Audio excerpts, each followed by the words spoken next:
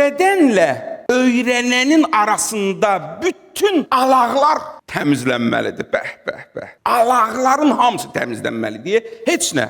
Bu bilsiz nəyə bənzəyir?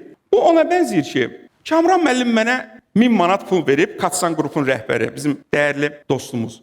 Deyir müəllim, bu çox vacib misalı, xahiş edirəm diqqətlə. Bu 1000 manatı apara bilərsən filan kəsə. Misal üçün deyirəm də, indi də o qədim dördəyik ki, kartla hamı bir-birinə pul atır. Bax, 1 saat vaxt var, o adam da xəstəsi var, vacib bu pul çatmalıdır ona. Apara bilərsən, 1 saat vaxtımız var ha.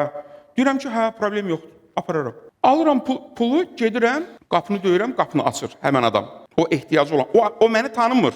Mən sadəcə vasitəsiyəm pulu çatdırmaqda. Qapını açandan sonra deyirəm ki, o adama, hə, mən sizə pul gətirmişəm. Bu pula da sizin ehtiyacınız var. Görürsünüz, mən nə yaxşı adamam, sizə pul. Bunlar artıq deyir. Bu alaq da artıq. Ver pulu, çıx get. Sənin işin bura qədərdir. Əlavə bir sözə ehtiyac yoxdur. O musiqi çalanda bəzən, indi musiqisi dostlar burada var, yoxdur, bilmirəm. Tərəkəmə çalır. Tərəkəməyə o qədər şeylər əlavə ediyor da, tərəkəməlikdən çıxır. Yüzən bu tərəkəməni nə günə qoydun sən? Aydındır.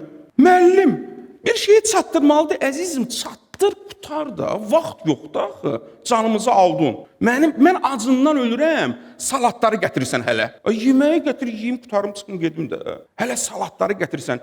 Acından ölürəm, mənə durub hələ şeir oxuyursan. Şeirin vaxtı deyil, yeməyi gətir, yeyib sonra, doyandan sonra şeir oxuyarsan.